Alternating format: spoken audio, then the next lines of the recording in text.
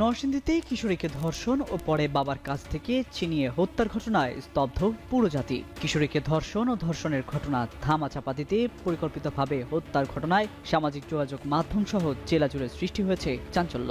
এমন নৃশংস ঘটনার মামলার মূল আসামি নুরুল ইসলাম ওরফে নুরাকে গ্রেপ্তারের জন্য ২৪ ঘন্টার আলটিমেটাম দিয়েছিলেন কুমিল্লা ৪ আসনের সংসদ সদস্য হাসান আব্দুল্লাহ। তবে তার দেওয়া আলটিমেটাম শেষ হওয়ার আগেই নুরা সহ আরও দুজনকে গ্রেপ্তার করেছে পুলিশ।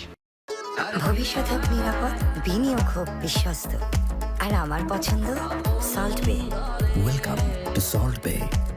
শুক্রবার রাত ৯টার দিকে গাজীপুরের মাওনা থেকে নুরা এবং ময়মনসিংহ গৌরীপুর থেকে হযরত আলীকে গ্রেপ্তার করা হয়। সব মিলিয়ে এখন পর্যন্ত এই হত্যা মামলার মোট ৯ আসামির মধ্যে ৭ জন ধরা পড়েছে। ধর্ষণের বিচার চাওয়ায় বৃহস্পতিবার ওই কিশোরীকে তার বাবার সামনে থেকে তুলে নেয় একদল যুবক। এর কয়েক ঘন্টার মধ্যেই সদর উপজেলার মহিষাসুরা ইউনিয়নের বিলপার ও দারিকান্দির মধ্যবর্তী একটি সরিষার ক্ষেত থেকে কিশোরীর মরদেহ উদ্ধার করা হয়। তারও ১৫ দিন আগে বাড়ি ফেরার পথে এই কিশোরীকে নুরুল ইসলাম ওরফে নুরার নেতৃত্বে ৫-৬ জনের একটি দল অপহরণ করে ধর্ষণ করে বলে অভিযোগ করেন নিহতের স্বজনরা। পরে বৃহস্পতিবার রাতেই নিহতের মা বাদী হয়ে জেলার মাধবদী থানায় ৯ জনকে আসামি করে মামলা করেন। এদিকে শুক্রবার ভোরে নিজের ভেরিফাইড ফেসবুক প্রোফাইলে দেওয়া এক পোস্টে ২৪ ঘন্টার মধ্যে মূল আসামিকে ধরতে আলটিমেটাম দেন হাসনাত আব্দুল্লাহ।